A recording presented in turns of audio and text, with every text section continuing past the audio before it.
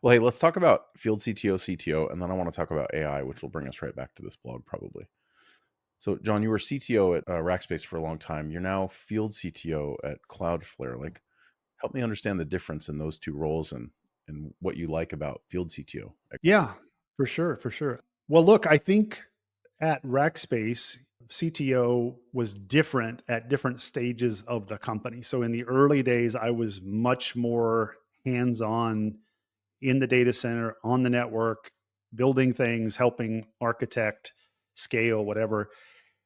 As we grew, as the company grew, as the reach of the company grew, I became much more external focused, and I started to have to go do speeches, and I had to go do stand on stage with Microsoft and do a partnership, announcement of some sort. Or I was speaking to investors when we went public in 2008. They wanted to talk about all the things that were tech details of the platform and understand what we were all about.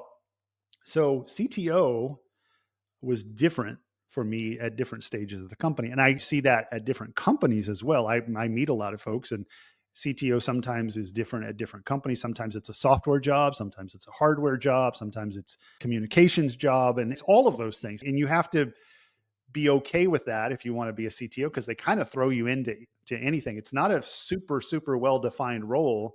It's more of like, you have to fill in for what the company needs at any given time. And so I learned that, and I sort of just embraced it. I just said, let me be the person that volunteers to go speak at these events or engage with customers.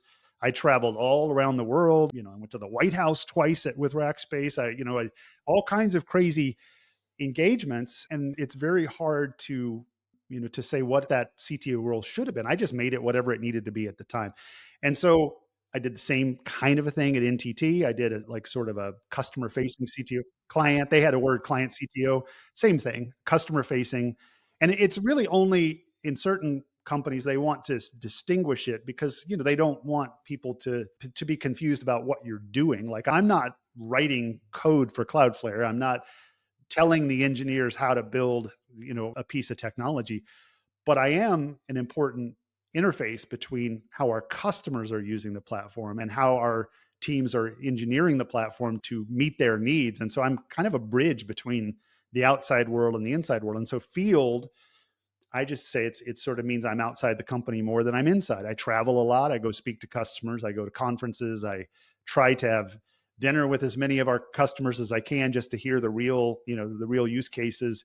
And I try to translate for them what we're doing into their world and vice versa. And so that's what field CTO means to me. You do some writing, you do some speaking, you do some whatever needs doing in that context. Yep, that's fair. I think when I became Field CTO at Elastic, part of it felt like you had earned the trust of the founder, and you were now helping the founder scale because they can't be everywhere at once.